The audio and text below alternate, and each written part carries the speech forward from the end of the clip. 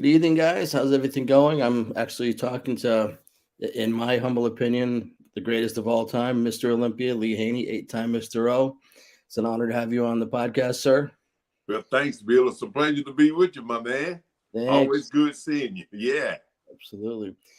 Just to give a little bit of history, I actually became acquainted with Lee just by accident. I ordered a awesome picture from his website and just nature of things, karma, fate being what it is, that kind of fell through the cracks and kept kind of asking what happened, and then I made a query to PayPal saying what happened, something didn't happen right, and they're like the vendor's going to get in touch with you, and then like 5 minutes later, I see a phone call coming up on my cell phone. I'm like, I don't know anybody from Atlanta. Who's calling me from Atlanta? And then I got the voicemail. I'm like, my God, Lee Haney himself called me, and it was just surreal.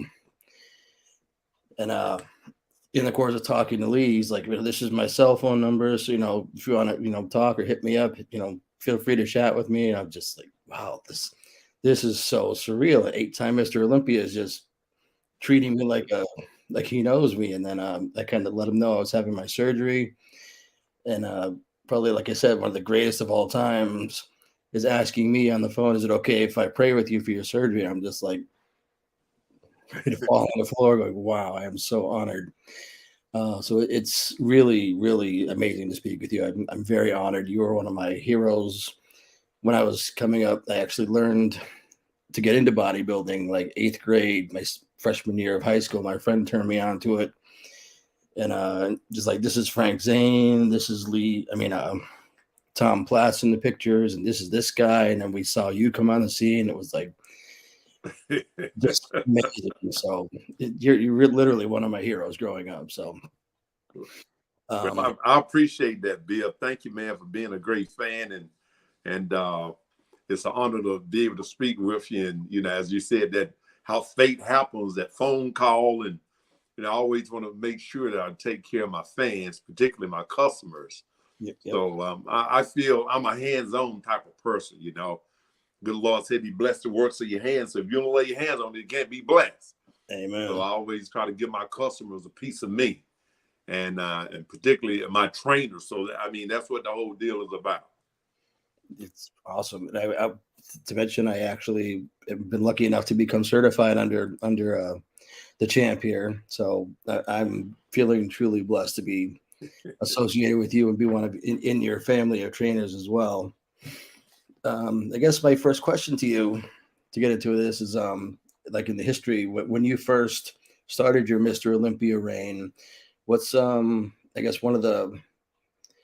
something that totally kind of caught you off guard, that like something aspect of being Mr. O that you didn't expect?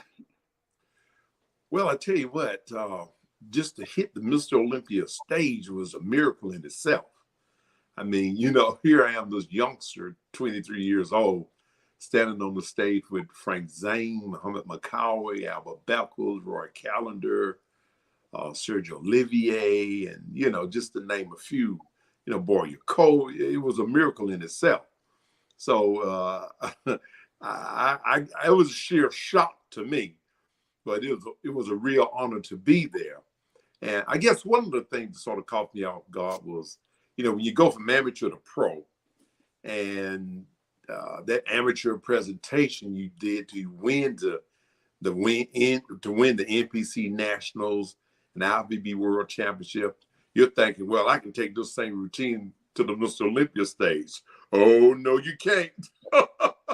Man, they changed my Huggies on that stage that night. I can imagine. But yeah, just you were, I think, you took third in the first one. Right, third in the first one. I was proud of that placing too. To place third, and Bill, after that show was over, we were back in the after party.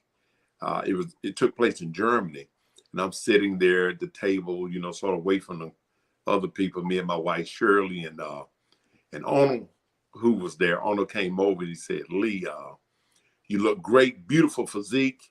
Nothing was missing." He said, "However, your posing routine will not do on this level." Oh, He wow. said, so listen, when we get back to California, I want you to come to my office. I want to introduce you to my posing coach.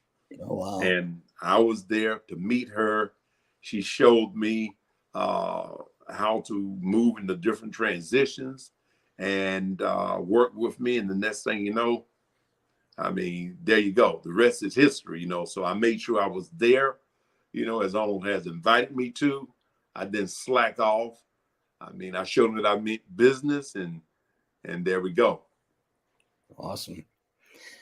That kind of brings up another question. That I mean, I knew you knew Arnold, but I didn't know if he was that close with you. Who would you say is the most important mentor you've had professionally in bodybuilding? I say as far as their routines, there was several that I admired and, read their training systems, training routines. But one of the physiques that I wanted to emulate was Robbie Robinson. Yep. Robbie had that tiny waist, those flaring lats, that incredible side chest shot, the double bicep. I mean, he was out of this world, so that's, when I met him in California after winning the IFBB World Championship. Joe Weider flew me out, and Robbie was down the hall of the Weider Center. And so Bill Reynolds, who was the editor-in-chief for Muscle and Fitness at that time, said, Lee, how would you like to meet Robbie? Because I had told him how much I admired him. Mm-hmm. I said, man, I would love to. He said, well, guess what? He's right down the hall. Wow. And man, that was like a dream come true. I still have $1 that Robbie autographs from me way back then. That's amazing. Yeah, I've read a few of his books. He was easy. He's always been one of the greatest physiques too. He's just, and to still be training like he is now at 78 is amazing. Oh, it is, man. That just goes to show the longevity of guys during that era and their training principles and the way they adhere to good nutritional standards make all the difference. They live long, healthy lives. Mm-hmm. Absolutely. I guess I know he kind of left organizations for a little while in the 80s, but besides Robbie, who do you think who pushed you the hardest in competition? Who was the biggest threat to your title after you won? Well, you know what? I think you had, because during that era, it wasn't so much about how big you were. It was about the total package. Mm-hmm. So you had Lee Labrado. Lee had great shape, beautiful shape, flawless. Then you had Mike Christian with height, beautiful physique. You had Bob Parrish, who looked like a reincarnation of Steve Reeves. Yep, exactly. Flawless. But one of the guys that I kept my eyes on that had incredible genetic structure was Matt Mendenhall. Yep. This guy could have been a threat to. I mean, it was nobody like Matt Mendenhall. He was a real live He-Man. He had everything. But sometimes in having everything, you don't push yourself to the max. Yep. Matt never got into the kind of conditioning that would have allowed him to be Mr. Olympia. Yeah. Or maybe allowed him to wax me. Because when I saw his structure, everything was there. It was flawless.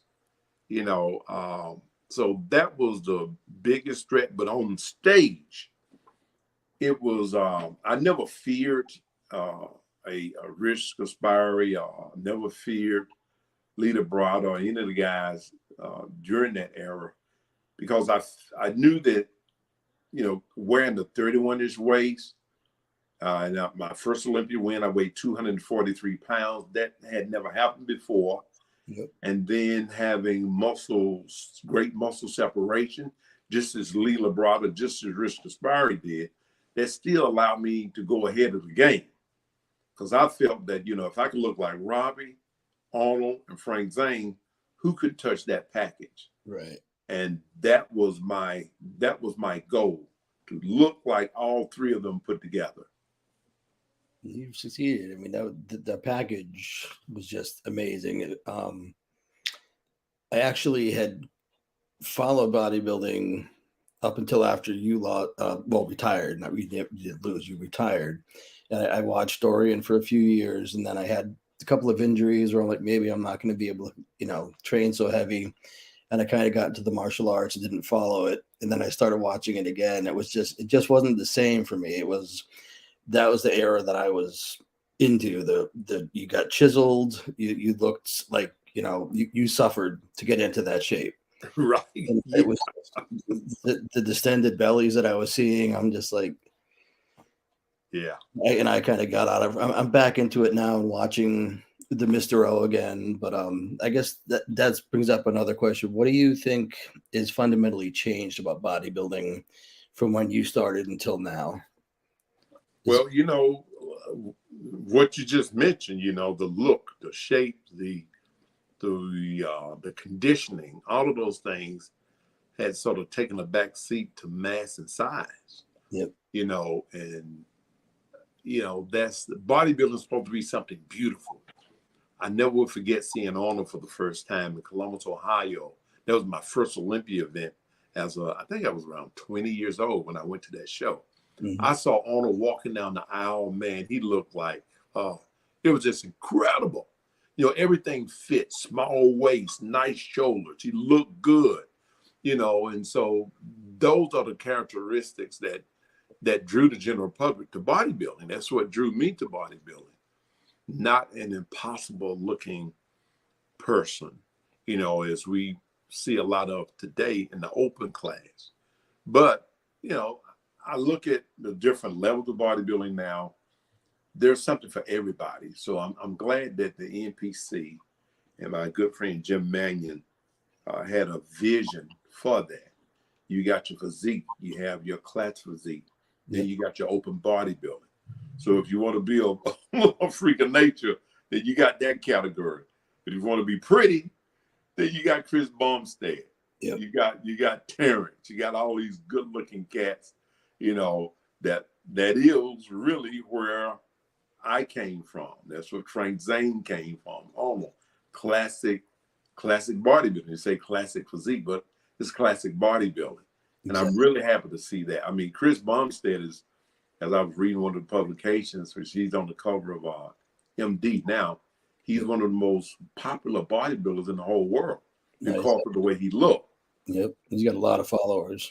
But I wish he got the kind of money for being one of the most popular bodybuilders in the world. Yep. I don't think it's cool, and it may change to reward, the bigger guys and the guys who are the most popular and which the general public draws closer to and want to look like, get less of prize money. Exactly. But, Chris is getting his in so many other ways now, because of his popularity. So I really feel he's cashing in on that awesome look that he has. Yep. I think that's what I missed the most from that era. I used to be able to, I think it was at, I think the Night of the Champions, if I'm not mistaken, after the WBF failed and everybody came back to the IFBB, like the silhouettes on stage, you could tell just who was who just by the silhouette. Everybody had like a different look. It looked amazing, but everybody looked a little bit different. Yeah. In the open class, I mean, I appreciate the work that goes into it, but it's almost like just a slightly different version of everyone looks the same. It's just how big can you get, and I just really miss. That's why I like the classic physique now. The 212 somewhat, but the classic physique, it reminds me of the glory days of the 80s and the early 90s bodybuilding. That's always been my favorite. Just because of the work that went into it and the personalities. I miss the magazines as well. I had that discussion with someone recently that social media is great, but I still miss picking up Muscle and Fitness or Flex every month and seeing the pictures, just the amazing photographers in that era, all the images they captured. I mean, I don't know, they're up on the wall. It's hard to see yours because you're way up top. The iconic picture of you up by the sewer with the steam. that picture is just classic that they were able to capture images like that. It's amazing. Yeah, yeah. People like Artie Zeller. Yep. Artie was incredible. And then you had Mike Neveau, John Bailey. You had Chris Lund. So there was just a lot of awesome photographers during that time. One of the guys I was trying to think of, maybe I'll think of him later, but he had the red hair. Robert Reith, he was incredible. You know, you just had a lot of awesome photographers, and they was just so creative in how they would display the physiques and so forth. Exactly. It's just, I've still got a bunch of magazines that I just refuse to part with, because it's just pull them out every once in a while, like relive it and go, just Yeah. the talent that was there. Yeah. It's amazing. Yeah, those were the manuals, man, back then. That's why I learned to work out. Mm-hmm. Reading the magazine. I mean, since I was a youngster, 10, 11 years old, and my parents used to head to the grocery store, man. As soon as I got out the car, I ran right to the drugstore and hit the newsstand, Yep. so that I could find some muscle magazines. I was the same way. The first Muscle and Fitness I ever bought was the first article I read was Scott Wilson training biceps. And like in my basement with my little weights, just trying to be the same routine. I'm going to be just like these guys. I'm going to, it was just part of my childhood. I'll never ever forget. I'll tell you what, man, that kept particularly a lot of us young men out of trouble too, Amen. And but I heard, you weightlifting and what it took to grow a muscle. You got to eat good. You can't put drugs in your body. You can't be smoking and eating a bunch of cans or drinking alcohol. I wouldn't touch anything having to hurt my muscle growth. I wouldn't touch it. So. It's the way. Only way. That's why you're the champ. That's why you were so successful. That drive.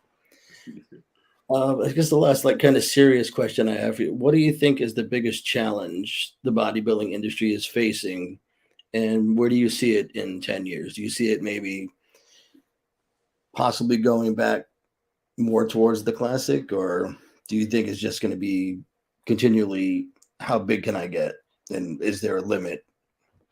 Well, as an athlete, particularly when you're talking in the open, in all classes, particularly classic physique and the open class of bodybuilding. As athletes, we're really gladiators. We want to push the body to see just how far it will go and how far we can go. There's nothing healthy about training bodybuilding on a professional level. True I stuff. mean, you're doing some crazy stuff to the body. You're lifting a whole lot of weight. Mm-hmm. You're eating a whole lot of food. I mean, your joints, your tendons. It's not like, going out for a little workout and then, doing a few sit-ups and, having a protein shake and that's it. There's a lot more to it. I mean, you look at the kind of stress that was placed on Dorian Yates' body, for instance. Dorian was injured his last Olympia. Yep. You look at, and he pushed himself beyond me, as for a size and mass. Yep. He had Ronda to come along. He pushed himself beyond Dorian as far as size and mass was concerned. I mean, to the extent that, it injured his back, his hips, but hey, that's what gladiators do. We're not normal people. People say, oh man, I never would have did that. Well, you're not a gladiator, period. In the Roman times, we used to fight to the death. Yep. Yeah, we're able to do it in the gym now, or we do it on the football field, or we do it on the basketball court, or we do it in the boxing ring. We're still modern day gladiators. Mm-hmm. And that's what people have to get to. There's a whole nother type of psyche. You hear Ronnie say, man, if he had any regrets, he said, well, I regret when I was doing that 800-pound squat, I didn't do more reps. Yep. But that's the mentality of a gladiator. Yes. Now, but my era, I used more of a scientific approach because that's what I learned from Arnold, what I learned from Robbie. Franco was a beast. Franco lifted heavyweights. Absolutely. I mean, but with his height, that was okay. For a taller guy, you know, that would traumatize the body. Yeah. And so I believed in the mind and the muscle link. I believed in the training systems, you know, 3 on off, 1 straight 6, you know, 3-day power circuit, you know. Then I also believe in using the principles of pre-exhaust, isolated movements, those type of scientists science training principles that wouldn't destroy the body or injure the joints. So I use a scientific approach along with my training systems. Yep. I didn't just grunt it out to see how much weight I could lift. I never did that. I mean, I bench pressed 500 pounds, 1 rep, just messing around, Yep. but I also knew that I could have torn my pec, you know, and then when it came to squats, yeah, I've done 500-pound squats for 12 reps, you know, but once I understood the science of how to do a pre-exhaust, leg extension, leg press, then squats number 3, I changed that ideology, which ended up saving my hips and my back. So that scientific approach helped me a lot. And so at the age of 62, which I'll be 63 next month, I don't have any injuries, no hip, no back, no knee problems whatsoever. Yep. My wife actually curses you on some level. That's what I have her do at the gym. It's like, well, we're going to start with leg extensions, or we're going to go over here and do the leg presses, and now we'll finish with squats. And she's like, this killing me. I hate this. You're getting results though. She looks rich. She's doing tremendous. I'm very proud of what she's accomplished. She decided at one point, you know, I've always told her I'm happy however you look. If you're happy, I'm happy. There you go. But training her, and she's just dropped like almost 25 pounds now. She looks amazing. And she's like, oh, where are you getting these torturous things from? I'm like, I had the good, you know, I trained certified under this man, and and she's doing well. That's great. That's great. So she planning to compete, Bill? What's that? She's planning to compete? No, she just got, you know, we're about 6 months apart. I'm 55 and she's 56, and she's just like, I don't like the way I look. She got up to about 182 pounds. She's just like, I'm not happy. I feel really fat. I feel tired. She was on a vacation with her mother and her sister, and she's like, I just like stopped and I was crying. We were trying to walk up I think in Costa Rica, up this castle, these stairs, and like these older people in their 70s are like passing me, walking up the thing, and I'm out of breath sitting on the side. I couldn't even get to the top. And if you want to train, we can train, because I've been training forever. And I told her, as well as my coach, after my surgery, I'm like, I still have that one bucket list. I'd never competed, so I want to compete at least once. And well, that's good, man. You know I'm in your corner when you're ready, okay? Oh, I'm definitely. I'm hoping to try to compete in your games next year. I was like, there's no way I'd be ready this year. Like next year. All right, man. So, we have you ready. I have you rocking and rolling. awesome. Looking forward to it. So I definitely want to wish you luck with the games this year, and I was still hoping to get there. I don't know if I'll get there to watch it, but I will definitely be there next year, hopefully in trunks competing.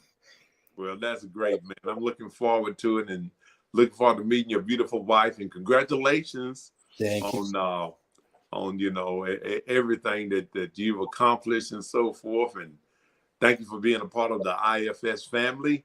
Looking forward to doing some great things with you. Thank you, sir. So everybody should definitely check out the Lee Haney games, and definitely check out his certification program. It's awesome. If you guys like the interview, please make sure you hit the like and subscribe button, and hit the bell for notifications. I'm hoping to keep this up. So again, I'm honored to have wonderful people like my last week's guest and Lee this week. Very honored to have you on my show, sir, and honored to be able to be acquainted with you. It's truly, truly, it sounds cliche, but it's such an honor. I really appreciate that, sir. Thank you. Well, thank you, Bill. It's a real pleasure. And Bill, I want to make sure everybody know that if they want to attend the Lee Haney games, all they have to do is go to LeeHaneyGames.com.